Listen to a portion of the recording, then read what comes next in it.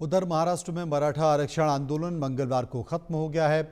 8 में से 6 मांगें सरकार की मान ली गई हैं, जिसके बाद 5 दिन से चला आ रहा आंदोलन खत्म हो गया। इसके साथ ही महाराष्ट्र में भाषा विवाद भी तेजी से चल रहा है। इन सभी मुद्दों पर बात करने के लिए हमने सांसद सुधीर सामंत को आमंत्रित किया। सुधीर सामंत इस वक्त मेरे साथ जुड़ चुके हैं, सीधे उन्हीं के पास चलूंगा। सुधीर सामंत साहब, पहला सवाल मैं आपसे पूछना चाहता हूं, मराठा आंदोलन अभी खत्म नहीं हुआ है, इस बारे में आप क्या कहेंगे? क्योंकि खत्म तो हो गया, बहुत सारी आशंका है लोगों की, क्योंकि जब तक सरकार जीआर जारी नहीं कर देते तब तक सभी बातें स्पष्ट नहीं हो पाएंगी। ये आंदोलन खत्म हुआ है, वो अच्छा बात है, लेकिन इसका रिजल्ट क्या है अभी तक क्लियर नहीं हुआ है। मतलब जीआर निकला है और जीआर में कुछ अनाउंस किया गया है, वो पिछले से कितना फर्क है ये देखने के बाद ज़्यादा फर्क है ऐसा नहीं लगता है जी। क्योंकि ये कैसा है कि जो जरांगे ने बोला था कि कुणबी इसमें इन्वॉल्व है और कुणबी को पूरा मिलना चाहिए, वो सिर्फ मराठवाड़ा में मिला है ऐसे लगता है। लेकिन अभी हमारा जो मांग था कि पूरे महाराष्ट्र में इसका जो आरक्षण दिया जाता है वो सभी को मिलना चाहिए, और जिनका जो इनकम है इसको भी ध्यान में लेके मिलना चाहिए। पहले भी शिंदे साहब के टाइम में भी उन्होंने इसी प्रकार का जाहिर किया था, लेकिन अभी क्या फर्क है इसमें वो समझ में नहीं आ रहा है कि सभी मराठों को मिला है या सिर्फ मराठवाड़ा के कुणबी का जो दस्तावेज है उनको मिला है, ये क्लियर कट हमको समझ में नहीं आ रहा है। और इसलिए ये मराठा आरक्षण का जो आंदोलन हुआ उसमें जो मांग थी वो पूरी तरह से सफल हुई है ऐसे नहीं लग रहा है। तो इसमें सरकार ने क्लियर कट अनाउंसमेंट करना चाहिए और केंद्र सरकार ने भी इसमें अपना मत ऐलान करना चाहिए कि सेंट्रल गवर्नमेंट ने भी आरक्षण दिया है या नहीं दिया है, सिर्फ स्टेट गवर्नमेंट ने दिया है, ये फर्क अभी तक सबको पता नहीं चला है। तो इसके बाद ही इस पर कमेंट कर सकते हैं कि आरक्षण सबको मिला है या सिर्फ कुणबी जो जाहिर किया है, ऐलान किया है मराठवाड़ा में, उनको मिला है। वैसे तो पहले जो भी विदर्भ में पंजाबराव देशमुख के टाइम पर डिक्लेयर किया था कि जो भी मराठा है वो कुणबी है, ऐसा अभी तक पूरे महाराष्ट्र में डिक्लेयर नहीं हुआ है। वो विदर्भ में पहले डिक्लेयर हुआ था, वैसे ही है। तो वही जो प्रिंसिपल है इसको यहाँ पर लाया गया नहीं है, इसलिए कंफ्यूजन ज़्यादा है कि सिर्फ जो कुणबी नाम ऐलान हुआ है मराठवाड़ा में उनको ही मिला है या सभी जगह। मैं समझ गया आपका ये मानना है कि मराठवाड़ा को इस आरक्षण का लाभ हो रहा है या बाकी मराठाओं को हो रहा है। लेकिन विवाद एक और चल रहा है सामंत साहब, एक और विवाद चल रहा है महाराष्ट्र में, और वो विवाद है मराठी और हिंदी का। इस पर आपकी राय क्या है? मराठी हिंदी विवाद तो विवाद है ही नहीं कि हम तो फौज में थे और फौज में बेसिकली जो लैंग्वेज फौज की थी वो तकरीबन डिक्लेयर हुआ था कि जो भी हम मराठा रेजिमेंट में थे और जो हमारा इंस्ट्रक्शन होता था वो हिंदी में होता था। मतलब हम हिंदी में हमारे जवानों को सिखाते थे, जो कमांडो में होगा या कोई भी किसमें भी होगा फौजी, उसको हिंदी में ही सिखाया जाता था। तो वो विवाद होना नहीं चाहिए, इसको प्रिंसिपल देखते हुए हमको आगे चलना चाहिए। फौज का जो प्रिंसिपल है वही प्रिंसिपल लागू करना है तो उसका अलग ये होता है। लेकिन यहाँ पर आंदोलन हुआ था मराठी के लिए, तो मराठी के लिए आंदोलन हुआ था, उसको बरकरार रखते हुए जहाँ पर जिस प्रकार की लैंग्वेज इस्तेमाल की जानी चाहिए उधर के लोगों के हिसाब से, जैसे यहाँ पर महाराष्ट्र में मराठी स्पीकिंग मेजॉरिटी है तो वहाँ पर मराठी का बोलबाला होता ही है और वो ठीक है। अभी हिंदी को जो दर्जा देना है वो हमको देना पड़ेगा, जो जिस हिसाब से बातचीत होती है। मैंने फौज का एग्जाम्पल दिया तो फौज का एग्जाम्पल के हिसाब से अलग होता है जी। लेकिन महाराष्ट्र में जो है वो मराठी भाषा का डोमिनेशन होना चाहिए, इसमें कोई दो राय नहीं है। चलिए मैं आपसे एक राय जानना चाहता हूं कि क्या हिंदी भाषा को तीसरी भाषा के तौर पर जगह मिलना चाहिए? नहीं, जहां मैंने बोला ये कहना बड़ा मुश्किल होता है तीसरी भाषा होनी चाहिए, ये नहीं। लेकिन जहां पर जैसा तमिलनाडु में है, तमिल लैंग्वेज को ही वो लोग ज़्यादा बढ़ावा देते हैं, महाराष्ट्र में भी है तो मराठी भाषा को है, गुजरात में है गुजराती होगा, वो डोमिनेशन होता है, वो तो रहेगा ही। उसमें लैंग्वेज बेसिस पर जब राज्य बने थे उसका वही प्रिंसिपल था कि जो लैंग्वेज में जिस राज्य में बात की जाती है वही डोमिनेटिंग लैंग्वेज होनी चाहिए।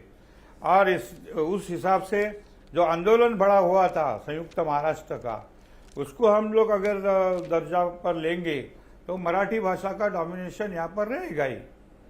लेकिन जहाँ पर हिंदी बोली जाती है, जहाँ पर मराठी नहीं बोली जाती है और हिंदी बोली जाती है, तो वो बोल भाषा का भी डोमिनेशन हो ही सकता है। उसमें कोई, जैसा फौज में मैं था, हमको उधर जो लैंग्वेज थे मराठी भी थे, मराठी रेजिमेंट का हूँ मैं, और दूसरे भी लैंग्वेज होते थे। अच्छा, इंस्ट्रक्शनल लैंग्वेज ज़्यादातर हिंदी होती थी। ये फौज में हुआ था तो फौज का जो दस्तूर है उसको ध्यान में रखते हुए लैंग्वेज का प्रिंसिपल हम लोग को लगाना चाहिए हर राज्य में, हर रेजिमेंट में, हर तालुका में।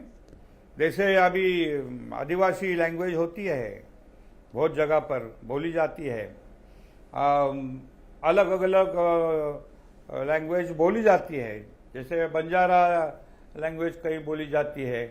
तो इसका हमको ज़्यादातर तजुर्बा ऐसा है कि जो लैंग्वेज जहाँ पर समझी जाती है, बोली जाती है, वो लैंग्वेज को डोमिनेशन होना चाहिए।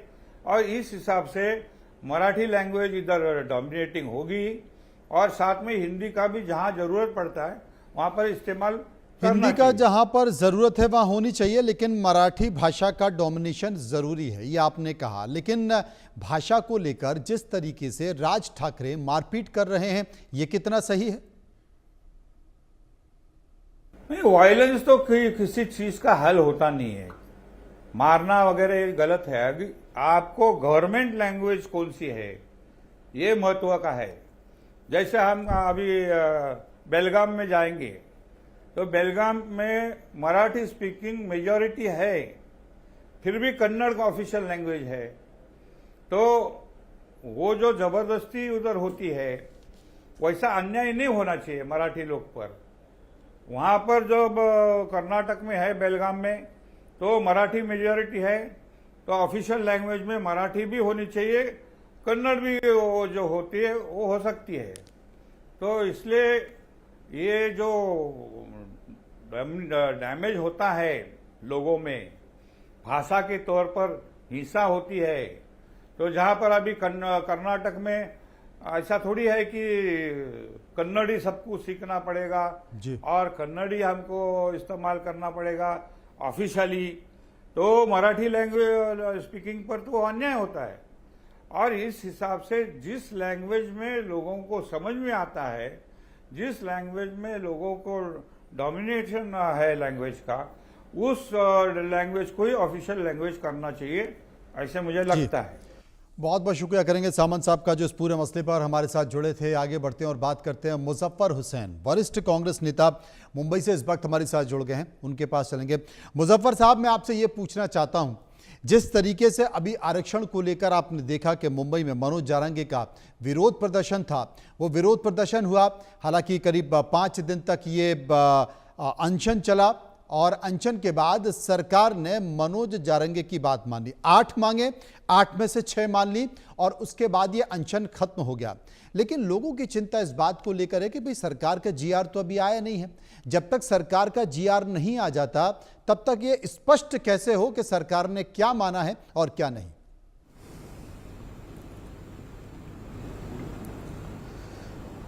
मुझे ऐसा लगता है कि ओबीसी आरक्षण का मुद्दा जो जारंगे पाटिल साहब पिछले कई सालों से चला रहे हैं जी, उनकी भूमिका अपनी जगह पे सही है, क्योंकि मराठा समाज जो नीचे तबके का है, लोअर मिडिल क्लास का है, फार्मर कैटेगरी का है, ये हकीकत में महाराष्ट्र में इनकी हालत काफ़ी ख़राब है। जिस तरह से मुस्लिम माइनॉरिटी की हालत ख़राब है, उसी तरह से मराठा समाज की जो नीचे का तबका है, इनकी हालत ख़राब है। तो उनकी जो डिमांड है वो अपनी जगह पे जायज़ हैं, मगर सरकार इस तरह से अड़ी हुई है कि वो रोज़ कुछ ना कुछ बहाने बना रही हैं, कभी कोई जीआर की बात कर रही, कभी कोई जीआर की बात कर रही है और इस तरह से अपना टाइम पास कर रही है। ये वही सरकार है जो सुप्रीम कोर्ट में ओबीसी का डेटा भी नहीं देती है, जबकि केंद्र सरकार के पास में सारा ओबीसी का डेटा अवेलेबल है, मगर ओबीसी का डेटा नहीं देती हैं और राज्य के अंदर स्थानिक स्वराज्य के चुनाव नहीं हो रहे हैं। सेंसस इस देश में नहीं किया जा रहा है आज 14-15 साल से। तो इस तरह से कंफ्यूजन और कमोशन की स्टेट पैदा करके रख दी है। ये सरकार ये सारी चीज करके, केंद्र की सरकार हो या राज्य की सरकार हो, ये अपनी जो लैक ऑफ गवर्नेंस है, ये जो सरकार जो रोज पब्लिसिटी कर रही है, हम विकास कर रहे हैं, विकास कर रहे हैं, 5 ट्रिलियन की इकोनॉमी की तरफ जा रहे हैं, और उसी वक्त जो है बेरोजगारी बढ़ रही है, शहर के अंदर अफरा तफरी फैली हुई है, लॉ एंड ऑर्डर की स्थिति विषय कंट्रोल के बाहर है, इंटरनेशनली हमारा एक्सटर्नल अफेयर पॉलिसी जो है वो सभी तरह से फेलियर की तरफ है। ये सारे मुद्दों को छुपाने के लिए सरकार रोज कुछ न कुछ नए बहाने निकालती है, लोगों का मिजाज जो है डाइवर्ट करती है, कभी धर्म के नाम पे, कभी भाषा के नाम पे, कभी मंदिर के नाम पे, कभी मस्जिद के नाम पे। तो मुझे ये लगता है कि अब भी जो सरकार ने जो कुछ भी आश्वासन दिया है, मुझे नहीं लगता है कि सरकार वो कुछ भी करना चाहती है या उसे मुकम्मल कुछ वो करेगी। हुसैन साहब, मैं आपसे एक चीज़ भी पूछना चाहता हूं, क्योंकि कंफ्यूजन इस बात को लेकर है कि क्या, चूंकि मनोज जारंगे मराठवाड़ा से आते हैं, तो कुणबी समुदाय को लेकर ये बात चल रही है, तो क्या ये आरक्षण कुणबी समुदाय को लेकर केवल मराठवाड़ा तक सीमित रहेगा, मराठवाड़ा के मराठों तक सीमित रहेगा, या ये पूरे महाराष्ट्र को कवर करेगा? देखिए, कुणबी, महाराष्ट्र के अंदर जो अल्फाज कुणबी है, इसका मतलब होता है शेतकरी। जहां तक कि मैं समझता हूं, इसका मतलब होता है शेतकरी, फार्मर। और फार्मर तो पूरे महाराष्ट्र में है जी। और सारा जो मराठा जो वर्ग है, जो समाज है, वो ओरिजिनली शेतकरी है।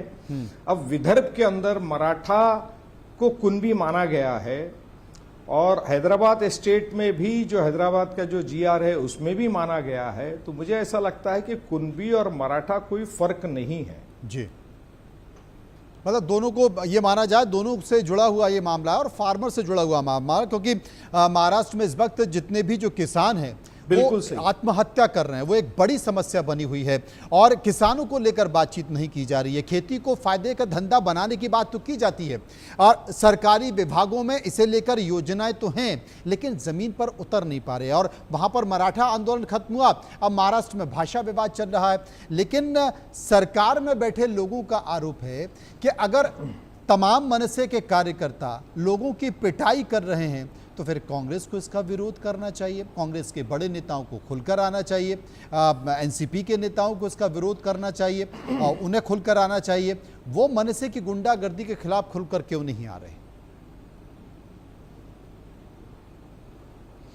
मुझे बहुत आश्चर्य लगता है कि इस मुल्क के अंदर 70 साल के बाद में, आज़ादी मिलने के बाद, घटना बनने के बाद, कॉन्स्टिट्यूशन बनने के बाद में हम जुबान के ऊपर, भाषा के ऊपर जो एक कॉन्वर्जेशन के लिए होती है, अपनी दिल की बात, अपनी बातों को दूसरे तक पहुंचाने के लिए होती है कि ना कि लोगों को ठेस पहुंचाने के लिए होती है। हम इन भाषाओं को लेकर के राजनीति कर रहे हैं, इन भाषाओं को लेकर के हम लड़ाई कर रहे हैं। मैं एक बहुत ही छोटी सी मिसाल आपको देना चाहता हूं, आप इसको चेकअप भी करवा सकते हैं कि यूक्रेन और रशिया की लड़ाई सिर्फ भाषा के ऊपर से शुरू हुई है। यूक्रेन जो रशिया के कंट्रोल में था कई सालों तक, 50 सालों तक के, और 90 के दशक में माइकल गोर्बाचोव के वक्त में रशिया टूटा और यूक्रेन अलग हुआ, तो उसके कई राज्य जो हैं वहां पे रशियन स्पीकिंग लोग हैं, रशियन लोग हैं। तो यूक्रेन ने कई सालों से उनकी सारी चीज़ें जो है, चाहे सब्सिडी हो या अन्य चीज़ हो या रोजगार हो, इस पे कहीं कंट्रोल लाया है, रोक दिया है, और उस वजह से ये युद्ध शुरू हुआ। ये ताज़ी मिसाल है 21st सेंचुरी के अंदर कि एक भाषा का विवाद कहाँ जा सकता है। और हिंदुस्तान तो मुख्तलिफ भाषाओं का देश है, हमारा रिच कल्चर है, और जितनी भाषाएं मनुष्य सीखेगा, बोलेगा, उतना ज्यादा अच्छा है। यकीनन मादरी जबान जिसको कहा जाता है, मातृभाषा जिसे कही जाती है, जिस राज्य की जो भाषा है, और लोग जहां पर जाते हैं, रहते हैं, कारोबार करते हैं, पीढ़ी दर पीढ़ी रहते हैं, तो डेफिनेटली उस भाषा को बोलना चाहिए, सीखना चाहिए, इसमें कोई दो राय नहीं है। मगर साथ ही में जबरन करना, मारपीट करना, कायदा और सुव्यवस्था को अपने हाथ में लेना, व्यक्तिगत मैं इसके खिलाफ हूं। इससे ये सिद्ध होता है कि राज्य में और देश में कायदा सुव्यवस्था बची ही नहीं है। हुसैन साहब, जहां तक मेरी जानकारी है, महाराष्ट्र विधान परिषद के आप 2 बार सदस्य भी रह चुके हैं, और मीरा भाईंदर नगर निगम के गठन के समय आप शहर के प्रथम उप महापौर भी रह चुके हैं। तो ये जो विवाद है, ये विवाद क्या बीएमसी चुनाव तक ही देखा जाए, उसके बाद ये सारा विवाद खत्म हो जाएगा? मैंने जैसे कहा आपसे कि केंद्र की सरकार हो कि राज्य की सरकार हो, ये अपनी जो अपयश है, जिस तरह से लोकसभा में इनको भारी चोट पहुंची, लोगों के दिल और दिमाग में ये बात बैठी कि ये घटना बदलना चाहते हैं, कॉन्स्टिट्यूशन बदलना चाहते हैं, सारे रिजर्वेशंस निकाल देना चाहते हैं, गरीब, आदिवासी, पिछड़ी जाति, दलित, इन सब का आरक्षण निकाल देना चाहते हैं। तो लोगों ने बड़ी ताकत से इनके खिलाफ में भूमिका ली और सरकार को उसकी जगह दिखाई। ये 400 पार करना चाह रहे थे, ये 250 पार नहीं हो पाए। जब ये हालत इनकी ये हुई, तब इन्होंने लाड़की बहन योजना लाई और ऑफिशियली लोगों के अकाउंट के अंदर पैसे भिजवाए, और अब उस लाड़की बहन योजना के अंदर सरकारी लोग भी निकल रहे हैं, पुरुष भी निकल रहे हैं, 50 लाख से ज्यादा लोग। बिल्कुल सही कह रहे हैं, करीब 65 लाख, ऐसा बताया जा रहा है कि 65 लाख अपात्र लोग हैं जो इस योजना का लाभ ले रहे हैं, और सरकार उसमें अब सुधार करने की कोशिश कर रही है। बहुत बहुत शुक्रिया करेंगे मुजफ्फर हुसैन साहब का, जो मेरे साथ चर्चा कर रहे थे इस मुद्दे पर। बहुत बहुत उनका शुक्रिया। आगे बढ़ते हैं और बात करते हैं कि सीधे जेपी नड्डा, जो बीजेपी के राष्ट्रीय अध्यक्ष हैं,